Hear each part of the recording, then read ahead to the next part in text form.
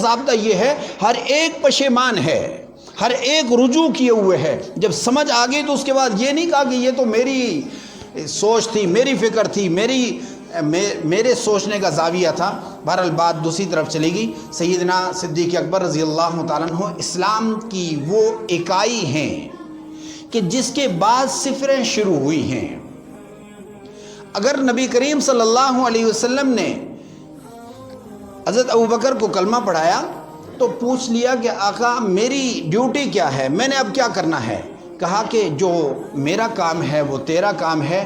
کہا آپ کا کام کیا ہے؟ کہا میں لوگوں کو جہنم سے کھینچ کر کے جنت والے راستے میں ڈالتا ہوں۔ کہا میں یہ کر کے آؤں گا۔ صبح نماز پڑھی، صبح اپنا معمولات پورے کیے اور معمولات کے بعد دعوت کے لیے نکل پڑے۔ ایسے نکلے کہ قریبی دوستوں کو، حضرت عثمان غنی قریبی دوستوں میں سے تھے، سیدنا ابو عبیدہ قریبی دوستوں میں سے تھے، سیدنا سعد بن ابی وقاص قریبی دوستوں میں سے تھے، عبد الرحمن ابن عوف قریبی دوستوں میں سے تھے، سعید بن زید قریبی دوستوں میں سے تھے۔ ان 5 دوستوں کو دن میں ملے اور مل کر کے حضور کا تذکرہ کیا، حضور کے لیے تیار کیا۔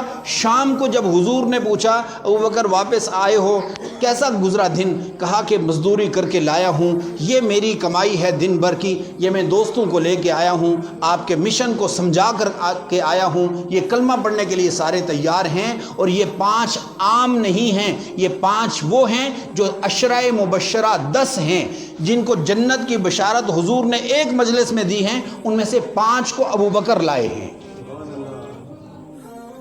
یعنی عام صحابی نہیں بلکہ عشرہ مبشرہ میں سے بھی 5 ابوبکر کی کمائی ہیں۔ کہنے کا مقصد یہ ہے کہ اسلام کی اکائی اور ان کا تذکرہ کرنا ہمارے لیے کس لیے ضروری ہے؟ یہ اس لیے ضروری ہے کہ جب کوئی قوم اپنے محسنین کا تذکرہ چھوڑ دیتی ہے، اپنے محسنین کو بھول جایا کرتی ہے، تو وہ رفعتوں سے گرتی ہے، تنزل کا شکار ہو جاتی ہے۔ جب ہمیں معلوم نہ چلے گا کہ خلیفہ بلا فصل کون تھے، ان کی شخصیت کیسی تھی، انہوں نے اپنا مال کیسے نبی کریم صلی اللہ علیہ وسلم پر شب و روز ایسا نچھاور کیا کہ آپ حیران رہ جائیں کہ ہم اور آپ مال خرچ کریں، ساتھ رسید بک بھی لکھیں، ساتھ ثبوت بھی لکھیں، ساری چیزیں کریں، لیکن پھر بھی ڈاؤٹ رہے گا کہ پتہ نہیں یار صحیح لگا ہے یا نہیں لگا۔ ابوبکر وہ شخصیت ہیں جنہوں نے مال دیا، اللہ تبارک و تعالیٰ نے دنیا میں تصدیق کر دی کہ اس نے میری رضا کے لیے دیا ہے، میں اس سے راضی ہو چکا ہوں۔ سورہ لیل کی آیات میں نے پڑھی ہیں، قرآن کریم کہتا ہے وَسَيُجَنَّبُهَا الْأَتْقَى۔ وَسَيُجَنَّبُهَا الْأَتْقَى کا مطلب یہ ہے کہ جہنم سے دور کر دیا گیا۔ اتقا متقی ہے، اس کا مبالغہ ہے، انتہائی درجے کا متقی آدمی، سب سے زیادہ پرہیزگار آدمی، اور جو جتنا پرہیزگار ہے وہ اللہ کے نزدیک اتنا معزز ہے۔ کیوں؟ دوسری آیت کہتی ہے ان اکرمکم عند اللہ اتقاکم، جو تم میں سب سے زیادہ اتقا یعنی متقی ہے وہ اللہ کے ہاں معزز ہے۔ اور یہاں پر سیدنا صدیق اکبر کو کہا کہ یہ اتقا ہیں، معنی یہ کہ سیدنا صدیق اکبر وہ شخصیت ہیں اس امت میں جو اللہ کے نزدیک سب سے زیادہ معزز ہیں۔ فرمایا الذی یؤتی مالہ یتزکی، یہ جو مال دے رہے ہیں یہ مال اس لیے دے رہے ہیں تزکی کے لیے، اپنی پاکی کے لیے دے رہے ہیں۔ مقدمہ پیش ہوا نبی کریم صلی اللہ علیہ وسلم کے سامنے، اور مقدمہ یہ پیش ہوا کہ والد ہیں مقدمہ پیش کرنے والے، ابو قحافہ، عثمان نام ہے ان کا، ابو قحافہ ان کی کنیت ہے۔ مقدمہ یہ پیش کیا کہ ہے اللہ کے نبی، یہ جو آپ کا دوست ہے نا، یہ جو میرا بیٹا عبداللہ، صدیق، ابو بکر، یہ جو مال خرچ کر رہا ہے نا، یہ مال سمجھ نہیں آتی کیسے خرچ کر رہا ہے۔ تو بھائی کیا ہوا بتائیں تو صحیح۔ کہا کہ یہ مال خرچ کرتا ہے، گزرتے ہوئے جس غریب کو دیکھتا ہے کفار پیٹ رہے ہیں، یہ مسلمان ہے، اس کو آزاد کرا دے رہا ہے، کبھی ایک غلام کو آزاد کر رہا ہے، کبھی دوسرے غلام کو آزاد کر رہا ہے۔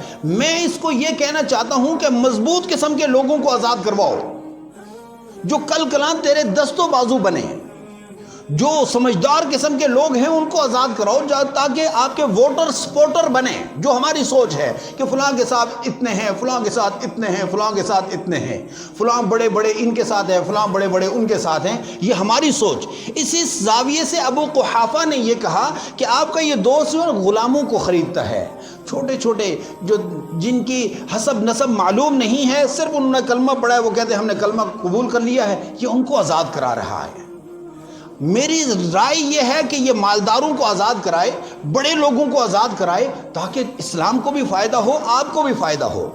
یہ مقدمہ جب پیش ہوا، اللہ کے نبی ابھی بولے نہیں ہیں، اوپر سے آیات نازل ہوئیں، الذی یؤتی مالہ یتزکا. یہ مال اس لیے نہیں دے رہا کہ طاقتور لوگ آئیں، معزز لوگ آئیں، بڑے لوگ آئیں، یہ تو اپنے تزکیے کے لیے کر رہا ہے. وما لأحد عنده من نعمت تجزا. یہ اس لیے نہیں دے رہا کہ کسی کے اس کے اوپر احسانات ہو جائیں، الا ابتغاء وجہ ربہ الاعلی. یہ اپنے رب کی رضا کے لیے دے رہا ہے.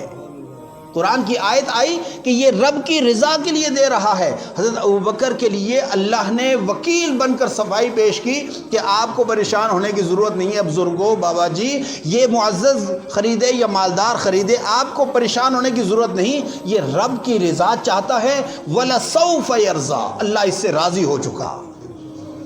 اس لیے میرے بھائی 22 جمادی الثانیہ کو سیدنا صدیق اکبر رضی اللہ تعالیٰ عنہ کا یوم وفات ہے، اور یہ محسن اعظم ہیں پوری امت کے. پوری امت کو حضور کی رحلت کے بعد انہوں نے سنبھالا دیا ہے، پوری امت کو دلاسا دیا ہے، پوری امت کو ایک پلیٹ فارم پر جمع کیا ہے. نبی کے ساتھ لوگ جمع ہوئے ہیں، وہ نبوت کا معجزہ ہے کہ ان کے ساتھ سے آدمی ہٹ نہیں سکتا تھا. امتی پر لوگ جمع ہو جائیں، یہ سب سے بڑی کرامت تھی. جو سب سے بڑی کرامت سیدنا صدیق اکبر کے ہاتھ پر ظاہر ہوئی، پوری امت ان کے ہاتھ پر جمع ہوئی ہے. ان کا یوم وفات بڑی خاموشی سے گزر جاتا ہے. نہ ہمارا ریڈیو بولتا ہے، نہ ہمارا قومی ٹی وی بولتا ہے، نہ اور کوئی بولتا ہے. کیوں؟ اس لیے کہ ہم نے محسنین بھول چکے ہیں. علامہ اقبال ڈے آتا ہے، محمد علی جناح ڈے آتا ہے، اس پر چیخ چیخ کر کے بڑے محسنین ہیں، ضرور ہیں، ہمارے اس خطے کی آزادی کا باعث بنے ہیں، لیکن جو پورے اسلام پر جن کے احسانات ہیں، یہاں تک کہ نبی کریم صلی اللہ علیہ وسلم کی ذات اطہر بھی اپنی پاکیزہ زبان سے کہتی ہے کہ سب کے احسانات کا بدلہ چکا ہوں. ابو بکر وہ ہے کہ جس کے احسانات کا بدلہ روز قیامت میں اللہ خود چکائے گا اور ابو بکر کو راضی کرے گا. اس لیے میرے بھائی ان کا یوم وفات خاموشی سے نہیں بلکہ اپنے تذکروں میں، اپنی اولادوں میں، اپنے گھروں میں، چاہے کتاب سے پڑھ کر دیکھ کر ان کا تذکرہ کریں، ضرور کریں. اللہ کریم ہمیں ان کے نقش قدم پر چلنے کی توفیق نصیب فرمائے. وآخر دعوانا الحمدللہ رب العالمین. قل يا عبادي الذين أسرفوا على أنفسهم لا تقنطوا من رحمة الله